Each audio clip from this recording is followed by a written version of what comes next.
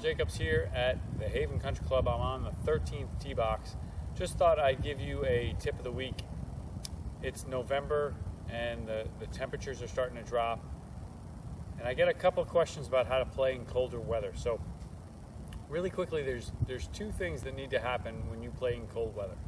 Number one, you've got to hit the ball solid. And number two, you've got to account for that temperature change.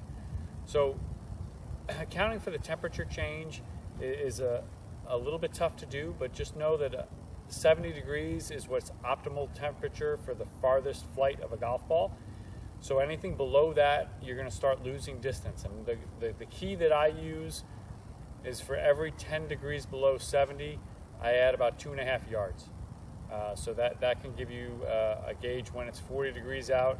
Now we're adding, let me do the quick math here. So 2.5, 5. We're adding almost 8 yards, 9 yards. So it's at least a club in 40 degree weather.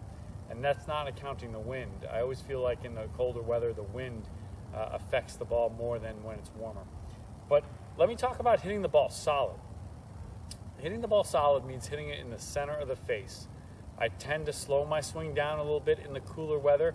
I just accept the fact that I'm going to hit a little bit shorter, but I want to make sure that I hit the center of the club face. And a question I often get is, where do I place the ball in relationship to my body? So I've set up 3 balls here, and they're to show you that your hands, when you get in good posture and good golf setup, your hands are going to be in the same place, and the difference between the length of the clubs is going to determine how far that ball is away.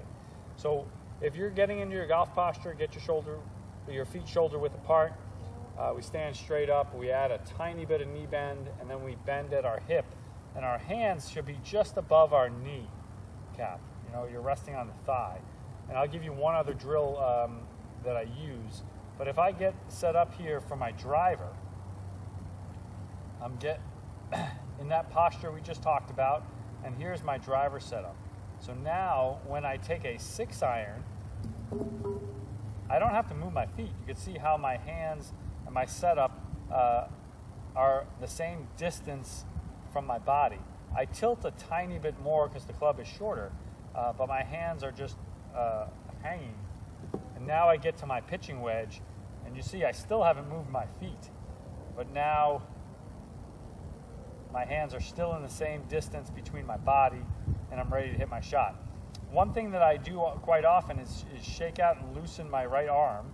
And so now you can see it's hanging. It's in this spot that's just above my kneecap.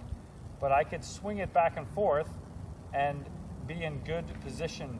If I step too far away and I just let my arm hang, you could see how it's going to swing too far on the inside. I'm going to have to reach my arm out to grab the club. Now if I get too close to the ball and I just relax this right arm, trail arm, it's going to swing too high, and I'm going to have to bring it in to take my grip, so I know I'm in the wrong spot. So I get set up, and that's about my posture for my setup. So let me hit a quick 6-iron because we're on the blue tee at the 13th hole, and that's what the shot calls for. It doesn't call for a driver or a pitching wedge. For me, it calls for a nice, easy 6-iron, and the temperature right now is in the 50s, so typically I'd hit a 7. So, a little thin, my hands sting a little bit, but we're going to get it up there on the green. So use those tips to hit the ball solid as you play in these colder weather, and enjoy your last couple of rounds of 2020.